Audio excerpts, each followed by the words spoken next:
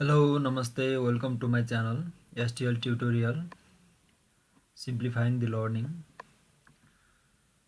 Today we are going to discuss on the final account for grade 12 numerical difference HSCB 2073. Before starting the final account, त्योभन्दा अगाडि trial ब्यालेन्समा debit side र credit side दिएको हुन्छ। त्यसको लागि थाहा पाउनुपर्ने कुरा एक्सपेन्सेस डेबिट साइडमा दिएको एक्सपेन्सेस होइन भने त्यो के हुन्छ, बाँकी रहेको सबै एसेट्स नै हुन्छ। यदि एक्सपेन्सेस होइन भन्ने लाग्छ भने र त्यो सिधै कहाँ जान्छ, ब्यालेन्स सिटको एसेट साइडमा जान्छ। त्यस्तै एक्सपेन्सेस हो भने त्यसको दुईवटा ठाउँ हुन्छ जाने। एउटा हुन्छ पर्चेज र म्यानुफ्याक्चरिङ रिलेटिङ अथवा ट्रेडिङ रिलेटिङ अथवा डाइरेक्ट एक्सपेन्सेस हो भने सिधा कहाँ जान्छ, ट्रेडिङ एकाउन्टको डेबिट साइडमा जान्छ।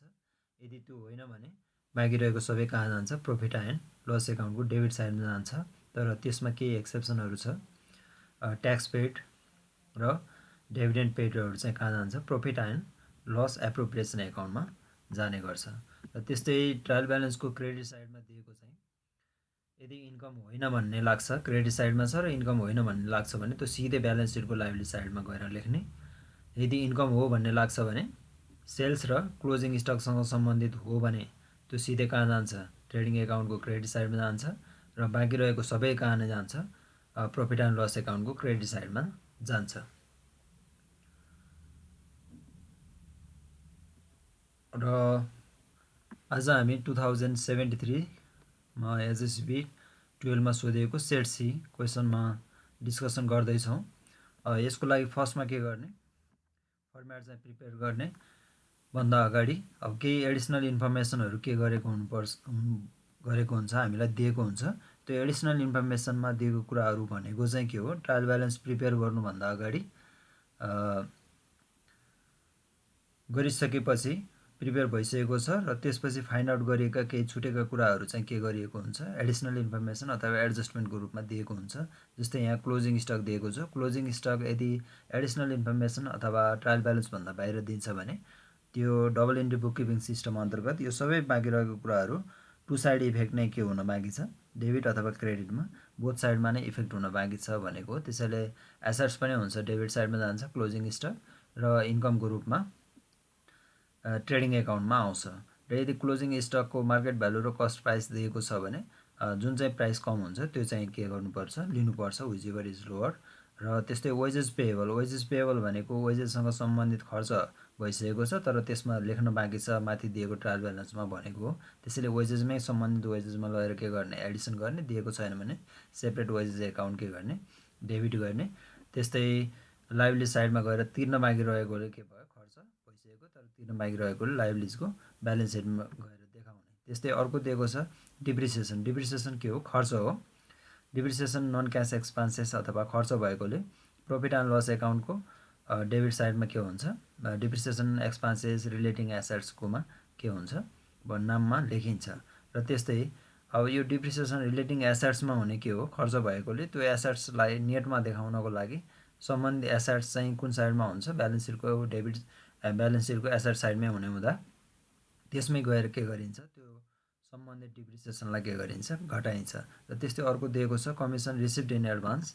कमिसन रिसिभ्ड इन एडभान्स भनेको कमिसन आइसकेको तर त्यो मध्ये चाहिँ के छ, केही चाहिँ काम गरेर कमाउन बाँकी छ भनेको हो। त्यसैले त्यो चाहिँ रिसिभ्ड इन एडभान्स गरेको कुरा चाहिँ के हुने भयो, डेबिट हुन्छ। अथवा कमिसन एकाउन्ट चाहिँ के हुन्छ, डेबिट गर्नुपर्ने हुन्छ त्यस्तो एडजस्टमेन्ट इन्ट्री, जसको लागि कमिसन इन्कम चाहिँ पिएलको क्रेडिट साइडमा लेखेको भए त्यसलाई के गर्नु पर्यो, त्यसमा गएर लेस गर्नुपर्छ।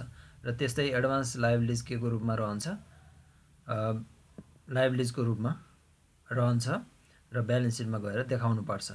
र त्यस्तै अर्को छ provision for taxation. Provision for taxation profit and loss एकाउन्टको चाहिँ के हो, एक्सपेन्सेस हो, त्यहाँबाट छुट्याइन्छ, सेपरेट गरिन्छ खर्चको रूपमा।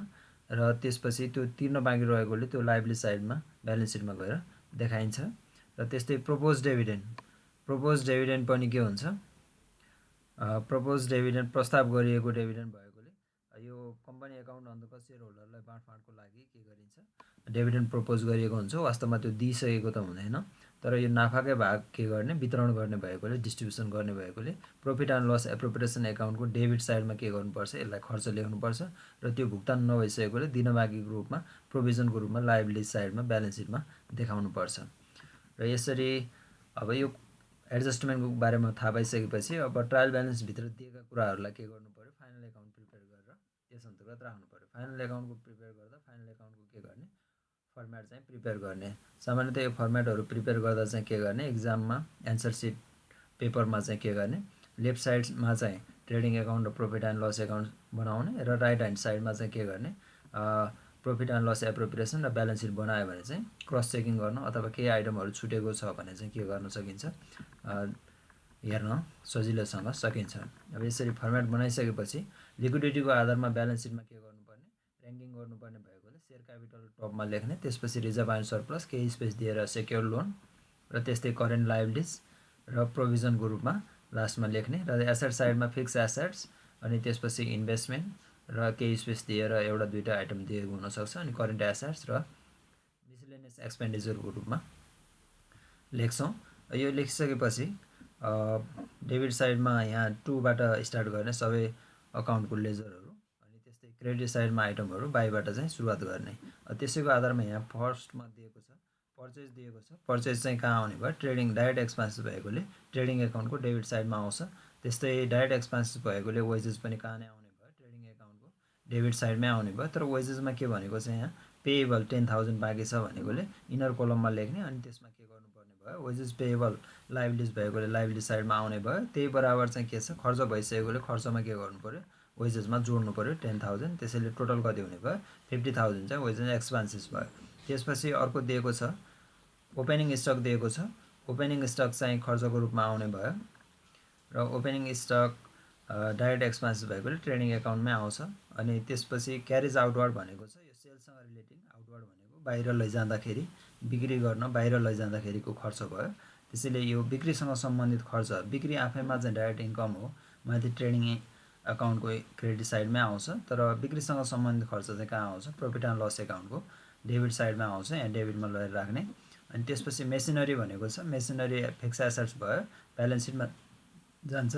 अब त्यो सँगसँगै यहाँ के भनेको छ, डिप्रिसिएसन पनि दिएको छ, ब्यालेन्स सिटमा लग्ने। अनि त्यहाँ के गर्ने, डिप्रिसिएसन चाहिँ एडिसनल इन्फर्मेसनमा दिएको कुरा, डिप्रिसिएसन चार्ज गर्ने। त्यो डिप्रिसिएसन खर्च कहाँ पनि आउँछ, पिएलमा पनि आउँछ। त्यो एडिसनल इन्फर्मेसनमा दिएकोले डिप्रिसिएसन 30,000 भयो। यसरी यो डिप्रिसिएसन खर्च कहाँ पनि लेख्नु पऱ्यो, पिएलको डेबिट साइडमा पनि लेख्नु पऱ्यो, र नेटमा चाहिँ के गर्ने, अमाउन्ट चाहिँ ब्यालेन्स सिटको एसेट साइडमा देखाउने। र त्यसपछि अर्को दिएको छ फर्निचर। फर्निचरमा डिप्रिसिएसन भनेको छैन, त्यसैले सिधै कहाँ जाने भयो, फर्निचर ब्यालेन्स सिटको एसेट साइडमा जाने भयो, फिक्स एसेट्समा। अनि डेप्टर्समा पनि एडिसनल इन्फर्मेसनमा प्रोभिजन फर ब्याड डेप्ट केही दिएको छैन, दिएको भए त्यसलाई के गर्नुपर्छ, लेस गर्नुपर्छ करेन्ट एसेट्समा लगेर। तर यहाँ नदिएकोले सिधै लगेर के गर्ने, करेन्ट एसेट्समा राख्ने। त्यसपछि अर्को दिएको छ डिस्काउन्ट। डिस्काउन्ट इन्डाइरेक्ट एक्सपेन्सेस भयो, त्यसैले यो डिस्काउन्ट पिएलको डेबिट साइडमा के गर्ने, लेख्ने। त्यसपछि इन्सुरेन्स छ, इन्सुरेन्स पनि के हो, इन्डाइरेक्ट एक्सपेन्सेस हो, त्यसैले यो पनि के हुन्छ, खर्च भएकोले प्रफिट एन्ड लस एकाउन्टको डेबिट साइडमै आउँछ। क्यास के भयो, क्यास एसेट्स, क्यास डेबिट साइडमा छ, डेबिट साइडमा यो खर्च भएन हो, खर्च होइन भनिसकेपछि यो के हुने भयो, एसेट्स हुने भयो। त्यसैले एसेट साइडमा के गर्ने, लगेर राख्ने। अनि रेन्ट छ, रेन्ट चाहिँ के हो, खर्च हो, भाडा खर्च भएकोले रेन्ट, अफिस रेन्ट अथवा फ्याक्ट्री रेन्ट हो भने चाहिँ ट्रेडिङमा आउँछ। अफिस रेन्ट अथवा अदर रेन्ट्स नाम उल्लेख गरेको छैन स्पेसिफाइड भने चाहिँ कहाँ आउँछ, प्रफिट एन्ड लस एकाउन्टमा लगेर राख्ने। त्यस्तै स्यालेरी पनि इम्प्लोइलाई यो इन्डाइरेक्ट एक्सपेन्सेस भयो, त्यसैले यो पनि प्रफिट एन्ड लस एकाउन्टमै आउँछ डेबिट साइडमा। त्यस्तै सेल्स छ, सेल्स चाहिँ के हो, डाइरेक्ट इन्कम हो, त्यसैले ट्रेडिङ एकाउन्टको क्रेडिट साइडमै आउने भयो। त्यस्तै सेयर क्यापिटल, सेयर क्यापिटल चाहिँ ब्यालेन्स सिटको क्रेडिट साइडमा भए पनि यो इन्कम होइन, त्यसैले कहाँ जाने भयो, ब्यालेन्स सिटको क्रेडिट साइड अथवा क्यापिटल लाइन लायबिलिटी साइडमा आउने भयो। अनि त्यस्तै यसमा सेयर क्यापिटलमा कल्सिन एरियर दिएको हुन्छ प्राय डेबिट साइडमा ट्रायल ब्यालेन्सभित्र। यदि दिएको छ भने यसमा के गर्ने, घटाएर पेड अप क्यापिटल निकाल्ने। यसमा क्वेसनमा दिएको छैन, जेनरल इक्जाममा सोधिरहेको हुन्छ, त्यसैले यो चाहिँ के गर्ने, कल्सिन एरियर छ भने, छैन भने पनि ड्यास गर्दा हुन्छ, नत्र यो प्रायः जसो बिग्रिन्छ, यो प्रायः जसो। त्यसैले यो चाहिँ हेबिचुअल बनाउने बानी पार्ने हो। अनि त्यसपछि यो नै के हो 2 लाख चाहिँ यसको पेड अप क्यापिटल हो। डिभिडेन्ड डिक्लेयर भनेको अवस्थामा यसको नै एमाउन्ट नै के गर्ने पेड अप क्यापिटल जति आउँछ कल्सन एरियर्स भएको अवस्थामा घटाएर त्यस एमाउन्टमा नै के गर्ने प्रोभिजन फर डिभिडेन्ड निकाल्ने। अनि त्यसपछि 10% डिभेन्चर भनेको छ डिभेन्चर लाइबिलिटी भयो सेक्योर्ड लोन, त्यसैले ब्यालेन्स सिटमा जाने भयो हो। यो इन्कम होइन, त्यसैले कहाँ जाने भयो ब्यालेन्स सिटको क्यापिटल अनि लाइबिलिटी साइडमा जाने भयो। त्यस्तै पर्चेज रिटर्न दिएको छ, पर्चेज रिटर्न क्रेडिट दिएको छ। यो के भयो पर्चेजसँग सम्बन्धित चाहिँ कहाँ नै आउँछ पर्चेजमा घटाएर नेटमा लेख्दा पनि हुन्छ। यदि लेखिसकेको भए चाहिँ के गर्ने क्रेडिट साइडमा दिएको अवस्थामा क्रेडिट साइडमा लगेर राख्ने। कहिलेकाहीँ पर्चेज कुन चाहिँ रिटर्न हो भन्दैन, रिटर्न मात्र दिन्छ। डेबिटमा दिएको चाहिँ के हुन्छ सेल्स रिटर्न भनेर थाहा पाउनु पऱ्यो, क्रेडिटमा दिएको चाहिँ पर्चेज रिटर्न हो भनेर थाहा पाएको अवस्थामा सम्बन्धितबाट घटाउन सकिन्छ। यदि रिटर्न मात्र भनेर क्वेसनमा डेबिट क्रेडिट दिन्छ भने जुन ठाउँमा दिन्छ त्यो पर्चेजसँग सम्बन्धित डेबिट भयो डेबिटमा ल्याएर राखिदिने, ट्रेडिङ एकाउन्टमा क्रेडिट भयो क्रेडिटमा ल्याएर राखिदिने। यहाँ अब क्रेडिट साइडमा दिएकोले यो रिटर्न कहाँ नै जाने भयो ट्रेडिङ एकाउन्टको क्रेडिट साइडमा नै जान्छ हो। त्यसपछि बाँकी यो 10% डिभेन्चर बाँकी थियो। जस्तै यो 10% डिभेन्चरमा हामीलाई इन्ट्रेस्ट बाँकी थियो। इन्ट्रेस्ट यहाँ 10% डिभेन्चर लाइबिलिटी साइडमा लेख्यो। अब यो हिडन इन्फर्मेसन भयो 10% डिभेन्चरको यसमा इन्ट्रेस्ट एक्सपेन्सेस भनेर ट्रायल ब्यालेन्समा नदिएकोले इन्ट्रेस्ट एक्सपेन्सेस के गर्नु पऱ्यो त्यही बराबर 1 लाखको 10% बराबर पिएलमा खर्च लेखेको हुनु पऱ्यो। यदि अलरेडी दिएको रहेछ भने यसमा के गर्ने 10,000 पुऱ्याउनको लागि जति पुग्दैन त्यो चाहिँ के गर्ने एड आउटस्ट्यान्डिङ भनेर थपेर पुऱ्याउने। जति एड आउटस्ट्यान्डिङ भनिएको हुन्छ त्यो एमाउन्ट लगेर कहाँ राखिदिने त्यहीँ एड गरे पनि हुन्छ। करेन्ट लाइबिलिटिजमा इन्ट्रेस्ट आउटस्ट्यान्डिङ भनेर तिर्न बाँकी भनेर देखाइदिँदा पनि हुन्छ। जस्तै यसमा पनि के गर्नु पऱ्यो यसमा इन्ट्रेस्ट ड्यू भनेर 10,000 एड गरेर के गर्नु पऱ्यो 1,10,000 जनाउनु पऱ्यो। त्यसपछि पर्चेज रिटर्न हामी सिधै कहाँ लेख्यौँ ट्रेडिङ एकाउन्टको क्रेडिट साइडमा लेख्यो। पर्चेजबाट घटाउनु पनि सकिन्छ जुन अघि नै भनिसक्यो।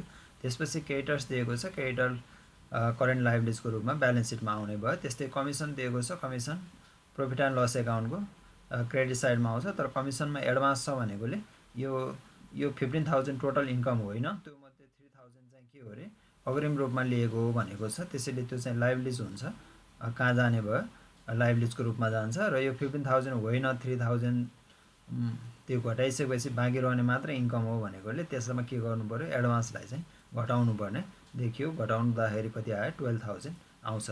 त्यसपछि अर्को दिएको छ रिजर्भ दिएको छ। रिजर्भ चाहिँ कहाँ जान्छ रिजर्भ एन्ड सरप्लस ब्यालेन्स सिटमा जाने भयो।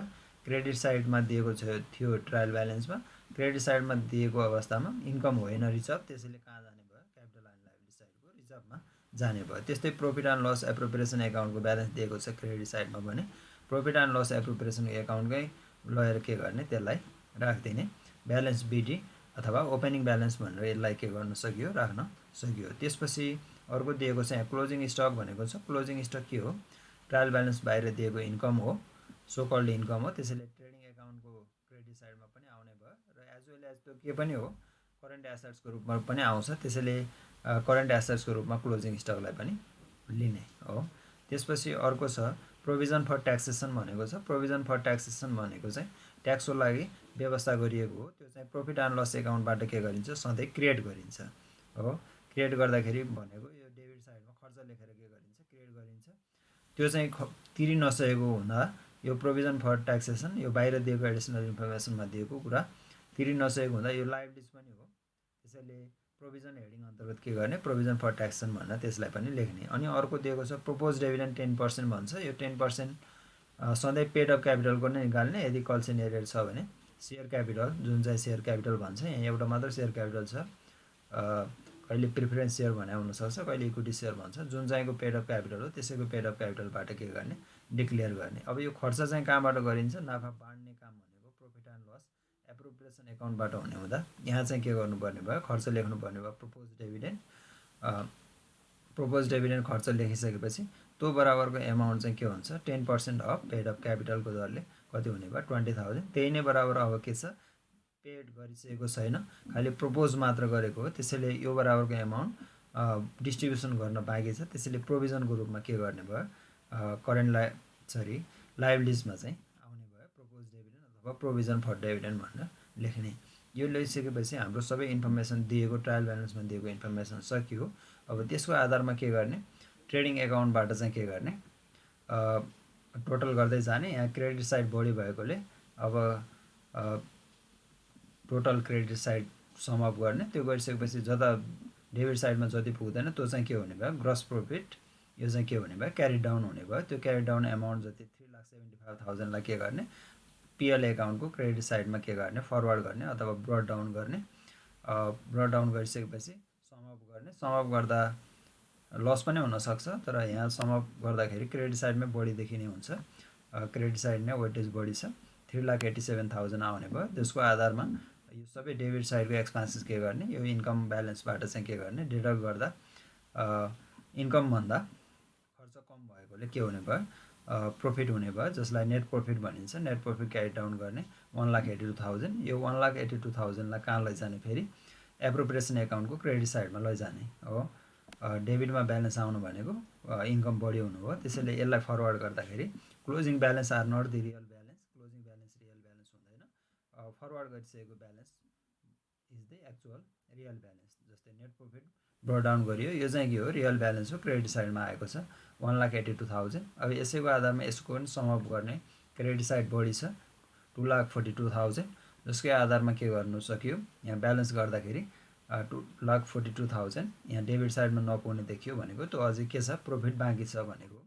रिटर्न अर्निङ अथवा प्रफिट एन्ड लस एप्रोप्रिएसन एकाउन्टको ब्यालेन्स चाहिँ कति देखियो, क्यारेट गर्दा 2,22,000 बाँकी देखियो। त्यसकै आधारमा यसलाई फेरि के गर्ने, रिजर्भ एन्ड सरप्लसको हेडिङमा फरवर्ड गर्ने 2,22,000, जसकै कारण चाहिँ अब के हुने भयो, बोथ साइड ब्यालेन्स सिट भनिसकेपछि क्यापिटल एन्ड लाइबिलिटी साइड र एसेट साइड के हुनुपर्छ, बराबर हुनुपर्छ। यदि मिस्टेक भएको छैन भने यो टोटल सम अप गर, सम अप गर्दाखेरि चाहिँ टोटल यता एसेट साइडमा 6,45,000 आउँछ। त्यस्तै अर्को छ क्यापिटल एन्ड लाइबिलिटी साइडमा पनि 6,45,000 आयो। यसरी चाहिँ यो के गर्न सक्यो, यसरी कम्प्लिट रूपमा चाहिँ दिएको ट्रायल ब्यालेन्सभित्र दिएको कुरा र एडिसनल इन्फर्मेसनको आधारमा चाहिँ के गर्न सकिन्छ, ट्रान्सफर गर्न सकिन्छ।